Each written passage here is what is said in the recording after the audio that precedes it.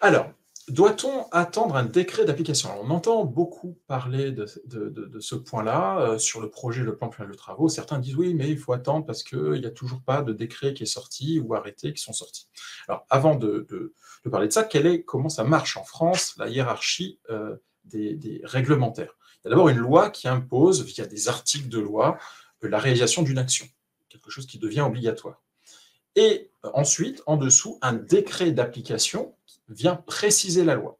Mais elle vient préciser la loi si c'est nécessaire et surtout si l'article de la loi au-dessus a dit un décret d'application viendra préciser telle et telle chose dans la loi pour la rendre applicable. C'était d'ailleurs le cas pour le 3PT, pour le projet de plan pluriel de travaux. La loi disait il faudra qu'un décret d'application précise les compétences et les diplômes des intervenants qui pourront réaliser cette mission. Et ce décret est bien sorti en 2022, je vous le présenterai tout à l'heure. Et enfin, l'arrêté, qui est en dessous du décret, qui vient aussi préciser des éléments du décret. Et donc là encore, si cet arrêté est évoqué dans l'article du décret qui est au-dessus. Donc voilà, donc il y a vraiment une hiérarchie des textes à respecter. Alors, il est arrivé, il y a des exceptions sur lesquelles la loi ne demande pas de décret, et un décret parce que ils se sont rendus compte qu'il manquait une information fondamentale dans le texte de loi pour qu'il soit applicable. Après coup, ils ont sorti un décret. Mais c'est vraiment à la marge ce type de situation. Donc pour le DPE à l'immeuble et le 3PT, les décrets qui ont été mentionnés ont bien été publiés. Quels sont donc les bâtiments concernés? Petite comparaison entre le projet de plan pluriel de travaux et le DPE collectif. Déjà, ce sont toutes les copropriétés pour le 3PT de plus de 15 ans. Et la date, la référence pour dire c'est plus de 15 ans, c'est par rapport à quoi? C'est par rapport à la date de réception des travaux de construction de la copropriété. Et ce sont toutes les copropriétés à usage total ou partiel d'habitation. C'est-à-dire qu'il faut au moins qu'il y ait un logement dans l'immeuble, même s'il y a des commerces en pied d'immeuble et des médecins, par exemple, avec des bureaux dans l'immeuble, il faut au moins qu'il y ait un logement pour que ça soit partiel d'habitation. Une copropriété que de commerce et de bureaux est non concernée par l'obligation de réaliser cette étude, le projet, le plan pluriel de travaux.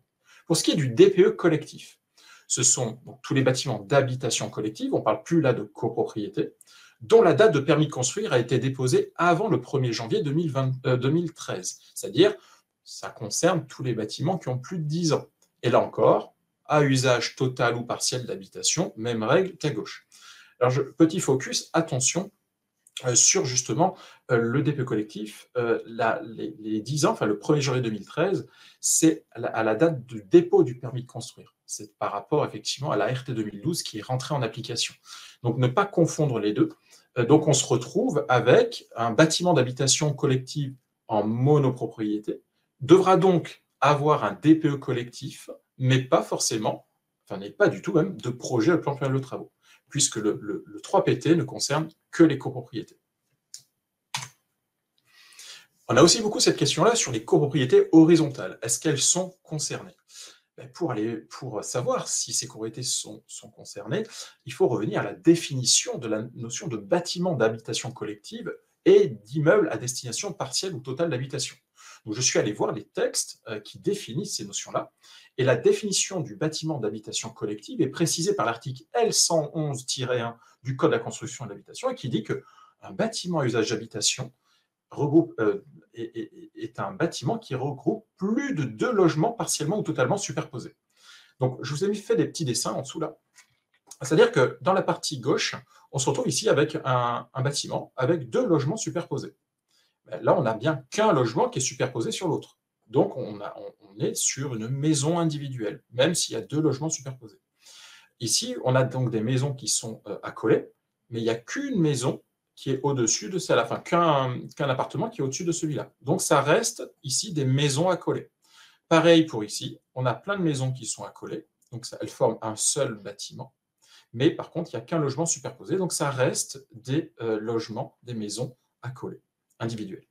Sur la partie droite, prenons ce cas-là, ici, on a bien un bâtiment, parce que toutes ces maisons sont accolées, et on a un logement superposé et un deuxième logement superposé sur ce bâtiment-là.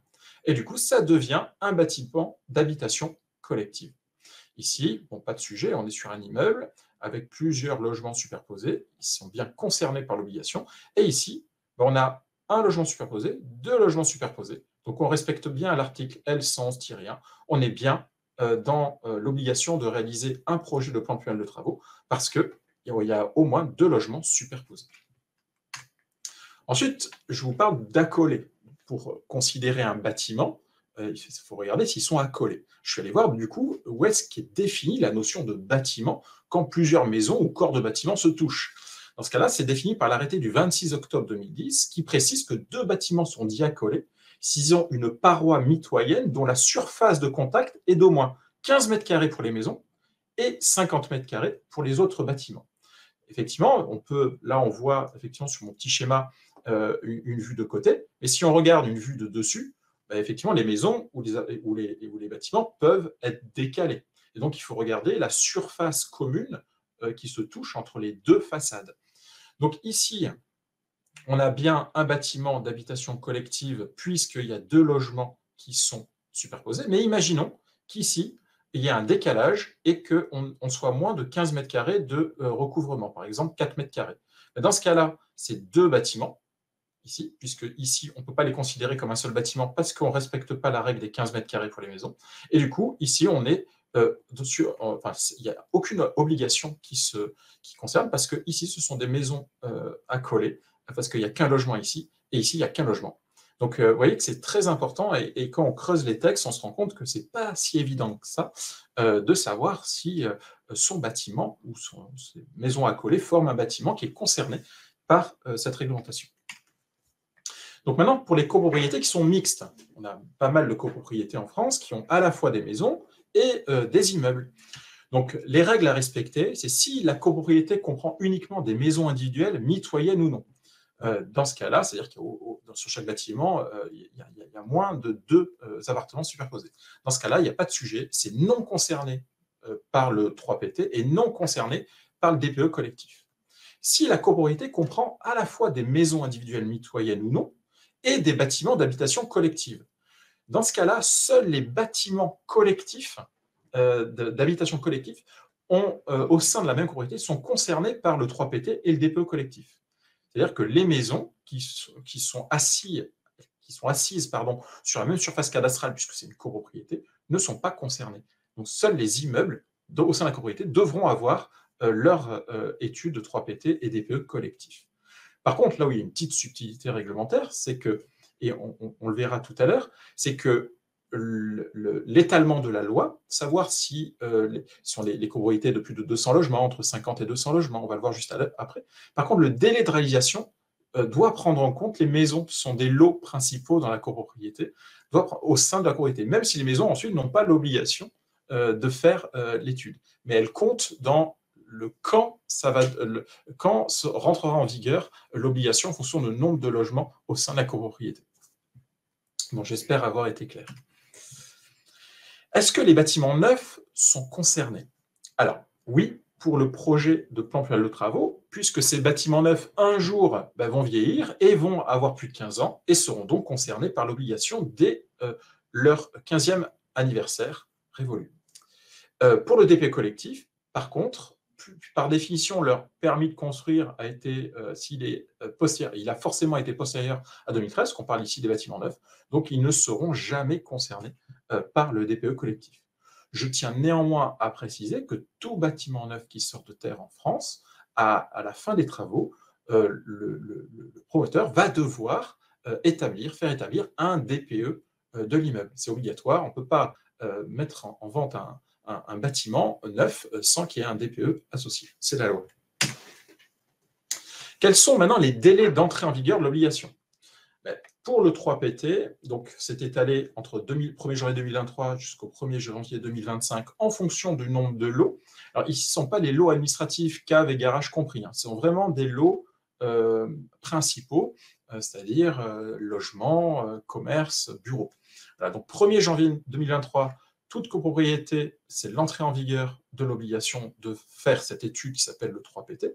1er janvier 2023 pour les plus de 200 lots, 1er janvier 2024 pour les 51 à 200 et 1er janvier 2025 pour les au plus de 50 lots, donc 50 lots ou moins. Pour le DPE collectif, c'est décalé d'1 an. Et il y a une petite subtilité, c'est devra disposer de son DPE à partir. C'est-à-dire que tout bâtiment d'habitation collective devront avoir réalisé avant le 1er janvier 2024, pour les plus de 200 lots, son DPE collectif. 1er janvier 2025 pour les 51 à 200 lots et 1er janvier 2026 pour les au plus de 50 lots. C'est-à-dire que les copropriétés, par exemple, de plus de 200 logements, ont une entrée en vigueur du 3PT de plus de 200 lots au 1er janvier 2023 ils doivent avoir réalisé pour le 1er janvier 2024 leur DPE. Donc en gros, ils n'ont que l'année 2023 pour faire les deux. Ces deux types d'études sont à renouveler tous les 10 ans. Ils ont une durée de vie de 10 ans. Maintenant, qui peut réaliser ces études? Pour le projet de plan pluriel de travaux, je vous en ai parlé tout à l'heure, le seul décret énoncé dans l'article de loi, exactement, c'est l'article 171 de la loi Climat et Résilience qui précise que, dans ce décret du 25 avril 2022, il faut un prestataire dont l'intervenant ait un bac+3 minimum ou un titre professionnel ou certification de qualification dans les domaines techniques du bâtiment et thermiques du bâtiment. Effectivement, il faut qu'il y ait une double compétence de l'intervenant pour la partie pathologie technique sur un bâtiment et sur la partie énergétique, amélioration énergétique. Ensuite, le prestataire doit justifier de son impartialité et de son indépendance à l'égard des syndics, des fournisseurs d'énergie, des entreprises de travaux et d'exploitation. C'est-à-dire qu'il ne peut pas y avoir de lien capitalistique. C'est-à-dire qu'un fournisseur d'énergie n'a pas le droit, enfin, a le droit bien sûr de racheter un bureau d'études, mais ce bureau d'études, du coup, s'il détient ce type d'entreprise, s'il est détenu par un fournisseur d'énergie ou une entreprise de travaux, il n'a plus le droit de réaliser ce type de prestation, tout simplement parce que forcément, la boîte au-dessus, qui détient le bureau d'études, va orienter les études dans le sens du chiffre d'affaires de la maison mère. Si on vend du gaz, si on vend de l'électricité, si on vend des pompes à chaleur, etc. Donc, c'est pour ça que le ministère a demandé à ce qui est vraiment une impartialité, une indépendance. Ensuite, le prestataire doit avoir souscrit une assurance de responsabilité civile professionnelle. Vous comprendrez tout à l'heure, effectivement, par rapport au DPE collectif, parce qu'il y a une opposabilité aujourd'hui qui est liée au DPE collectif. Et comme le DPE collectif est inclus au projet de plan pluriel de travaux, il faut bien que le prestataire puisse être assuré en cas de litige, en cas d'erreur réalisée dans la prestation. Ensuite, le texte prévoit qu'il est interdit qu'il y ait des avantages ou des rétributions du prestataire, du bureau d'études, vers le syndic ou vers le conseil syndical. Donc, en clair, on parle là de dessous de table. Et il est interdit également qu'il y ait des avantages ou des rétributions données des entreprises de travaux vers le prestataire qui réalise le 3PT, bien sûr. Pourquoi? Pour éviter que le bureau d'études oriente ses études en fonction des besoins d'un autre prestataire, par exemple de travaux. Donc ça, c'est clairement écrit dans le décret du 25 avril 2022. Pour la partie DPE collectif, dans ce cas-là, il doit être réalisé par un professionnel ayant une certification DPE avec mention. Quand on fait passer des diagnostiqueurs immobiliers dans son appartement ou sa maison pour la vendre, le diagnostiqueur a une certification DPE sans mention. Pour travailler sur des habitations collectives, des bâtiments d'habitation collective ou des bâtiments tertiaires, dans ce cas-là, le ministère prévoit qu'il faut avoir un niveau d'examen, un niveau de maîtrise du sujet thermique plus important. Et donc, c'est pour ça que ça s'appelle avec mention. Et cette certification DPE avec mention, ce n'est pas le prestataire qui l'a, ce n'est pas la structure juridique, c'est chaque personne nominative. Voilà, donc le bureau d'études qui réalise des DPE collectifs doit envoyer des techniciens bâtiments ou des ingénieurs ayant une certification DPE avec mention. Et bien sûr, cet examen est réalisé est proposé par des structures bien indépendantes des prestataires et qui sont cofraquées. Et bien sûr, le bureau d'études doit avoir au prestataire une assurance de responsabilité civile, là encore, de façon identique au projet de plan pluriel de travaux, parce qu'en cas de litige, s'il y a eu des erreurs qui ont été faites sur le DPE collectif, le propriétaire ou le locataire ou les locataires peuvent demander réparation parce que peut-être qu'il y a eu moins-value à la revente parce que le DPE n'avait pas la bonne lettre, par exemple. Ou alors le locataire dit vous me louez à tel prix mon loyer, mais derrière je me retrouve avec un DPE où je pensais que je dépenserais beaucoup moins, finalement je dépense beaucoup plus de chauffage, je demande à ce que mon loyer soit revu à la baisse au regard du DPE qui était pas bon. Dans ce cas-là, c'est le prestataire qui doit payer cette partie-là et donc il doit être assuré. Que doivent contenir ces études? Le projet de plan pluriannuel de travaux doit inclure la liste de tous les travaux nécessaires à la sauvegarde de l'immeuble, à la préservation de la santé, de la sécurité des occupants et à la réalisation d'économies d'énergie et de réduction des gaz à effet de serre. Donc en gros, cette étude doit regarder tous les éléments structurants sur les bâtiments et les copropriétés. Est-ce qu'il y a des éclats béton? Est-ce qu'on a des problèmes de fuite en toiture? Est-ce que ça va aller jusqu'à des peintures qui cloquent dans les parties communes, sur les abords aussi de la copropriété? Donc voilà, il faut absolument regarder toutes les pathologies qu'il peut y avoir. Ensuite, une estimation du niveau de performance énergétique des travaux préconisés. Effectivement, le projet de plan pluriannuel de travaux, dans le projet de plan pluriannuel de travaux, il y a le plan pluriannuel de travaux, donc il y en a même plusieurs. Dans ce cas-là, ce plan pluriannuel de travaux doit inclure à la fois des travaux d'amélioration technique pour pérenniser le bâtiment, la copropriété, et des travaux d'amélioration énergétique pour baisser les consommations. Quand je parle de sécurisation aussi pour la sécurité des occupants, on a constaté en faisant des 3PT là, sur des copropriétés, des balcons par exemple, avec des fissures qui sont dangereuses. Et donc, on a de suite prévenu le gestionnaire pour faire intervenir un bureau d'études structure pour vérifier que le balcon va tenir le coup. Voilà, donc ça, ce sont des choses qui sont importantes de pouvoir ensuite hiérarchiser ces travaux. Donc, dire combien ça va coûter à la copropriété et quand est-ce qu'il doit être fait, ces travaux. Est-ce qu'il doit être fait dans l'année, dans les 5 ans, dans les 10 ans? Donc là, est-ce que ce sont des travaux qui sont obligatoires? Est-ce que ce sont des travaux qui sont préventifs? Si on ne fait rien, la copropriété va encore se dégrader dans le temps et ça va coûter beaucoup plus cher demain. Ou alors uniquement des travaux d'amélioration. On est clairement sur l'esthétique, la valorisation du bien. Donc il faut absolument qu'il y ait cette classification des travaux, l'urgence des travaux, et bien sûr les coûts associés, permettant à la copropriété de se dire, voilà, quels vont être mes budgets dans les 10 prochaines années pour pouvoir les provisionner et les voter à chaque assemblée générale. Au niveau du DPE collectif, le DPE doit avoir précisé une description de l'état énergétique de la copropriété, avec toutes les caractéristiques énergétiques du bâtiment.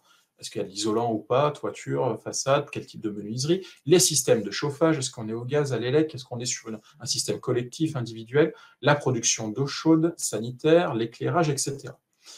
Ensuite, une évaluation des consommations énergétiques, donc dépenses énergétiques annuelles, et évaluation des émissions de gaz à effet de serre. Je vous ai mis en haut à droite, ici, là, le nouveau DPE. Avant, vous vous rappelez, sur les DPE, il y avait deux graphiques. Un graphique avec la partie énergétique et un graphique avec la partie gaz à effet de serre. Maintenant, avec le nouveau DPE de juillet 2021, ils ont fusionné les deux. En gros, la lettre de l'appartement ou de l'immeuble, c'est le pire des lettres gaz à effet de serre et énergie. Par exemple, si on a une copropriété qui a été fortement rénovée avec une isolation des façades, une isolation de la toiture, etc., mais qui sont restés au fioul, comme le fioul émet énormément de CO2, la lettre de la copropriété ne sera pas bonne. Et pareil pour les logements. Si la copropriété n'a rien fait, elle se retrouve années 70, pas du tout isolée, mais par contre, on se retrouve avec des grippins électriques dans les logements. La copropriété ne va pas émettre de CO2 parce qu'en France, la grande majorité de l'électricité est produite par du nucléaire qui n'émet pas de CO2. Il y a d'autres problèmes, mais en tout cas sur le CO2, ça n'en émet pas. La copropriété va aussi être mal notée à cause de la partie énergétique parce qu'elle est fortement déperditive. Donc, en gros, pour avoir une bonne note aujourd'hui, il faut à la fois avoir rénové le bâti, l'isoler, avoir remplacé ses équipements et surtout éviter de consommer une énergie qui émet beaucoup de gaz à effet de serre. Donc une étiquette, pardon, énergie et climat, de noter A à G, c'est exactement ce que je viens de vous dire. Et enfin, des recommandations de travaux visant à l'amélioration de la performance énergétique du bâtiment. Donc là, tout à l'heure, je vous ai parlé de l'opposabilité du DPE collectif et l'opposabilité des DPE individuels. Par contre, sur la projection des gains énergétiques associés au plan de travaux, aux recommandations de travaux, ça a un caractère uniquement informatif. Effectivement, le DPE n'est pas une étude suffisamment précise, non pas à cause des prestataires, hein, c'est la méthode en elle-même, pour que les copropriétaires sachent combien ils vont économiser d'énergie s'ils font tel ou tel type de travaux. C'est pour ça que l'État a prévu que ça soit uniquement informatif. Ce qui est opposable, c'est l'état des lieux actuel, à l'état actuel de la copropriété. Donc vous remarquez ici que le DPE collectif de l'article 171 de la loi Climat et Résilience, il est inclus le DPE collectif qui a été défini à l'article 158 de cette même loi. Et donc, quand les copropriétés vont faire un projet de plan pluriel de travaux, forcément, le DPE collectif sera fait en même temps. Sinon, le projet de plan pluriel de travaux ne sera pas valable. Donc c'est pour ça que c'est un peu bizarre d'avoir séparé dans la loi ces deux prestations, ces deux obligations, avec 1 an d'écart, sachant que quand vous faites quand vous faites le 3PT, il inclut déjà le DPE collectif, les résultats d'un DPE collectif à l'intérieur.